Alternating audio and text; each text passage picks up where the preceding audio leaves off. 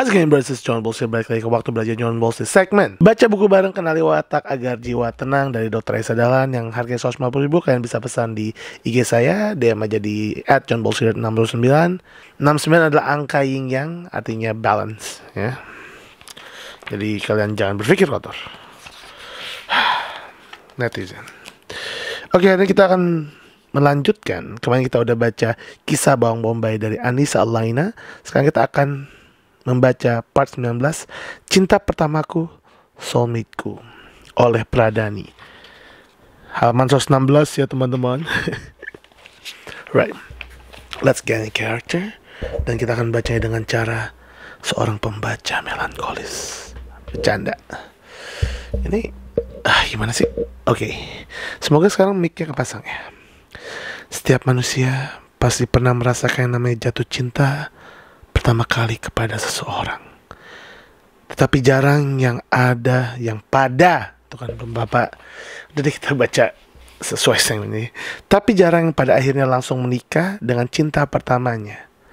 Mungkin ada juga yang akhirnya menikah dengan cinta pertamanya meskipun sebelumnya terlebih dahulu menikah dengan orang yang lain. Jadi gini, ada orang yang jatuh cinta sama orang pertama kali terus langsung nikah. Oke.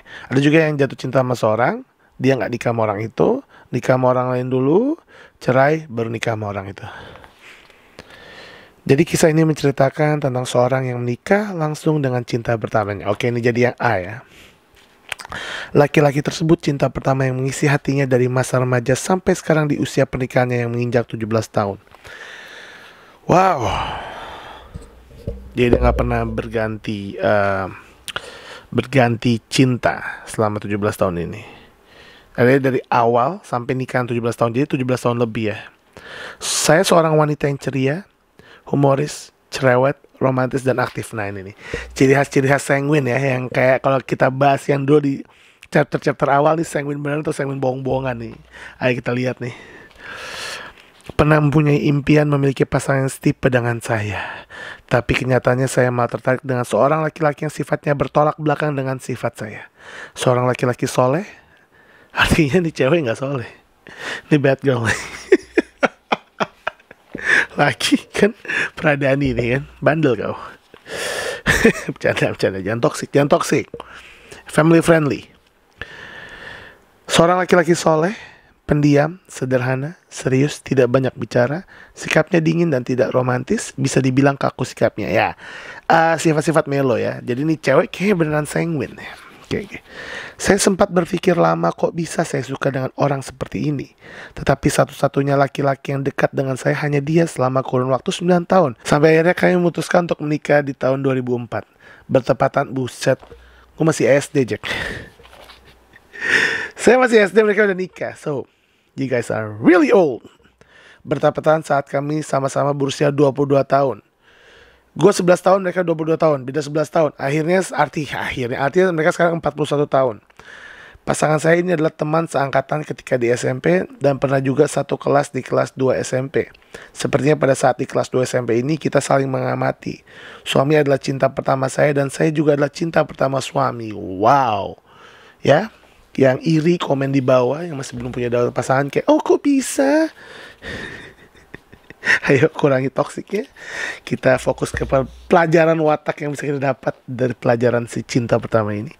Di usia pernikahan ke-12 tahun, lompatnya jauh juga ya, baru nikah, tiba-tiba udah cerita yang ke-12 tahun. Artinya 12 tahun itu oke-oke aja mereka ya. Itu di bulan Desember tahun 2016. Ini gue masih koas. Saya memutuskan untuk resign dari tempat kerja, mengambil keputusan murni menjadi seorang ibu rumah tangga, mengurus suami dan anak-anak. Good. Maksudnya kayak berani ya, kayak udah punya karir tiba-tiba mutusin semuanya akhirnya untuk jadi ibu rumah tangga. Itu berani dan menurut saya itu sangat keren. Bukan artinya cewek-cewek yang kerja itu nggak keren, maksudnya kayak semuanya keren dengan cara mereka masing-masing gitu. Jadi jangan kayak patriarki. No. Apa sih belakang ini gue jadi toxic gini, merubah ini biar kalian tahu inilah aslinya saya, toxic, suka ngecengin, Sanguine, I'm your only sanguine. Gak usah diputar lagunya. Oke, lanjut. Tapi bagus juga nih, kan dia orang sanguine, jadi kita adain lagu Only Sanguine gitu kan, biar kayak ada background. I'm your only. Nggak, males. Nanti entah kayak protes, musik tidak bagus ya. Ya emang musik saya nggak bagus, tapi ya suka-suka saya yang buat musik sendiri. Fokus, balik. Pada pada saat itu saya baru ini nih, kalau yang nulis sanguine, yang baca sanguine, ada nih nyata auranya untuk menggelegar gitu ya. Tapi kita lihat dia sanguine beneran apa sanguine bohong-bohongan. Kalau Melo berkodok sanguine banyak sekali. Pada saat itu saya baru mulai untuk lebih dekat dan memahami keluarga, anak-anak serta suami. Awalnya memang sulit, sampai saya bingung dengan jati diri saya sendiri itu sebenarnya seperti apa. Kesulitan memahami diri sendiri dan memahami sikap suami yang sangat minim bicaranya. Menikah dengan orang pendiam itu ternyata harus bekerja keras untuk bisa memahami keinginannya seperti apa. Kayak udah Melo cowok, kata-katanya itu cuma kayak 6.000 sehari. Selama 1 tahun masa pandemi COVID-19, karena lebih banyak di rumah saja, mulai terasa bahwa ada sesuatu yang tidak nyaman antara saya dan suami. Nah, bukan saya dan suami saya, tapi dia dan suaminya.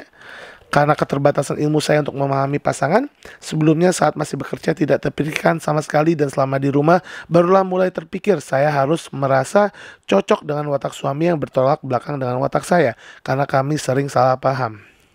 Kami berdua seperti main tebak-tebakan untuk bisa dimengerti. Akibatnya kita berdua sering ngambek dan marahan. Uniknya gaya marah saya dan suami itu diam-diaman satu sama lain. Oke. Ada 2 kemungkinan kayak, apakah dia beneran sanguine? Bisa dia kalau Melo, suaminya Melo plegi, atau dia sanguine plegi, makanya kalau marah dia diem karena nggak mau konflik, suaminya Melo kole. Atau suaminya Melo plegi, dia sanguine kole yang acu tak acu. Kalau marah kelihatan banget deh. Oke. Uniknya gaya marah dan saya dan suami itu diam-diaman satu sama lain. Tapi di depan anak-anak kita bisa bersikap biasa saja, tidak seperti orang yang sedang konflik. Jangan-jangan dia sanguine plegi. Terlalu sering salah paham, tidak mengerti maunya masing-masing seperti apa dan bagaimana. Setiap terjadi konflik selalu diam-diaman. Lama-kelamaan membuat situasi menjadi tidak nyaman. Oke. Di tahun 2019, seorang teman pernah sharing kalau dia sedang menyukai kajian-kajiannya Dr. Aisyah Dahlan. Oke, menyebutkan lagi Dr. Aisyah Dahlan tuh kayak ada countnya gitu kan. Jadi setiap cerita berapa yang nggak nyebutin Dr. Aisyah Dahlan tuh bisa dihitung oleh jari. Tentang parenting dan masalah keluarga. Iya, ini kan habis ikut kayak grup sharingnya Dr. Aisyah Dahlan. Jadi wajar lah ya, nggak ada Dr. John Balls, Lanang Sismadira. Oh no. Oke, lanjut. Waktu itu saya langsung mencari di Instagram dan channel YouTube-nya, sampai pada akhirnya saya mengikuti tes wataknya Dr. Aisyah Dahlan. Ntar, 2019 itu channel YouTube aslinya Bu Isa belum ada. Jadi kemungkinan besar dia channel YouTube bajakan. Jangan toksik. Kata Bu Isa nggak apa-apa. Itu rezeki buat mereka. Saat bergabung saya sempat kebingungan mengenai watak asli saya sendiri dan salah masuk grup.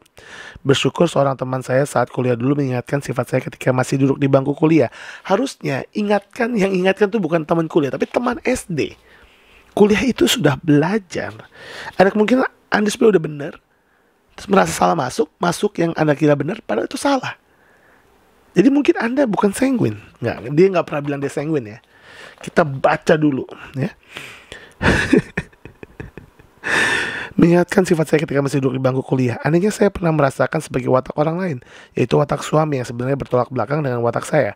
Pelan-pelan saya telusuri masa kecil, kemudian masa remaja, seperti apa adanya perjalanan hidup yang sudah saya lalui. Ternyata itu tidaklah mudah. Ibarat memungut kepingan memori yang jatuh di lantai berserakan seperti puzzle. Sampai akhirnya saya benar-benar memahami watak saya sendiri dan juga watak suami. Awalnya saya berpikir saya dan suami itu pasangan yang soulmate. Ini saya lakukan untuk mendamaikan hati saya saat itu. Saya juga mensugesti diri saya sendiri tanpa sebelumnya mengetahui seperti apa sebenarnya teori tentang watak itu. Setelah mengetahui teori tentang watak dan penjelasan-penjelasan dari Dr. Aisyah Dahlan, saya si watak sanguine pragmatis dan suami yang watak melankolis pragmatis. Ya kan, jadi itu kenapa tadi gue udah bilang ya, ada kemungkinannya dia sanguine pragmatis karena dia bilang diam-diaman. Tapi ternyata suami juga melankolis pragmatis. Dua-duanya kalau berantem ya nggak marah, diem-dieman. Tapi ya ada yang salah gitu kan. Ya, ada yang hilang dah. Aduh, fals. Ada yang hilang dari perasaanku. Nanti kena copyright. Ya, yang tadi pertama fals gua. Jadi gitu ya. Jadi kayak sama-sama playgyi ternyata ya. Apakah benar sama-sama playgyi? Next. Ternyata adalah watak pasangan soulmate ya, dari sanguine sama melankolisnya. Soulmate pada watak saya yang sanguine, yang ini ceria dan hangat, sementara suami mempunyai watak melankolis yang pendiam dan dingin. Tuh, orang-orang melankolis kalian pendiam dan dingin. Pujilah kita sedikit. Jangan toksik, jangan curhat, cerita tentang bukunya. Sebelum mengetahui ilmu tentang watak lebih dalam, saya selalu bersyukur memiliki suami yang sekaligus saya anggap sebagai sahabat yang soleh dan sederhana. Meskipun orangnya pendiam, tidak romantis dalam berkata-kata. Ya, melankolis itu tidak romantis dalam berkata-kata, tapi dalam perbuatan ya. Tetapi selalu membuat hari-hari saya terasa manis. Yang manis tersenyumlah. Andai kau sadar senyummu itu indah. Tuh, melankolis tuh gak butuh ngomong, senyum aja udah indah ya. Jadi kalian sanguine agak-agak lah ya. Bersyukur juga kita dapat melankolis. Kok kalian dapat sanguine ya puji-pujian aja sampai kiamat. Tapi gak ada manis-manisnya. Sup. Bercanda. Saat itu saya sampai batuk. Saat itu saya berpikir salah satunya teman yang akan ada di dalam kehidupan saya adalah suami saya. Ibnu Katsir rahimahullah berkata, tidak ada persahabatan yang lebih besar di antara dua ruh dibandingkan persahabatan di antara pasangan suami istri. Ibnu Katsir rahimahullah. Oke. Tafsir Ibnu Katsir 3528. Dengan selalu bersyukur kepada Allah Subhanahu wa taala, saya seperti diberikan jalan dan kemudahan untuk bisa belajar tentang watak dari Dr. Esa Dahlan dan tim. Nggak, dia nggak tulis. Bercanda. Nggak baper.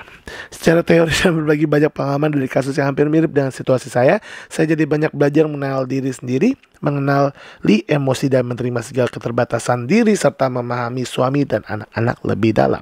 Hikmah yang bisa saya ambil dari belajar tentang watak adalah jika Allah Subhanahu wa ta'ala telah mempersatukan dua orang yang berlawanan sifatnya, maka pasangan tersebut seharusnya menjadi saling melengkapi, saling menutupi kekurangan, bersedia berkorban untuk kebahagiaan, memahami tugas dan tanggung jawab masing-masing, serta bersinergi dalam kerjasama menjadikan rumah laksana surga yang sangat indah, hangat, tentram, tempat berteduh, bertukar pikiran, beribadah, dan berbagi rasa dengan pondasi ketakwaan kepadanya. Saya bisa menerima watak diri sendiri dan juga watak pasangan dengan segala kelemahan dan kekuatannya, sehingga membuat kita mampu lebih bersyukur dengan segala yang kita miliki, serta berharap menjadi pribadi yang lebih baik lagi. Makasih udah dikasih sumarinya, jadi saya nggak usah cari sumari lagi. Ya udah banyak lah kita komen. Bio narasi penulis Pradani, seorang yang sedang belajar tentang watak untuk menemukan jati dirinya, belajar mengenal diri sendiri, suami dan anak-anaknya dengan lebih baik, yang selalu berdoa untuk memiliki surga di dalam rumah tangganya. Kegiatan keseharian adalah seorang ibu rumah tangga yang hobi baking untuk keluarganya. Bros, itu aja untuk episode ini. Thank you yang udah nonton. Kalian kalau mau beli bisa DM IG saya sebelum saya tidak bisa jualan karena saya mau pergi jauh. Bros, thank you for watching our bros. Let's go.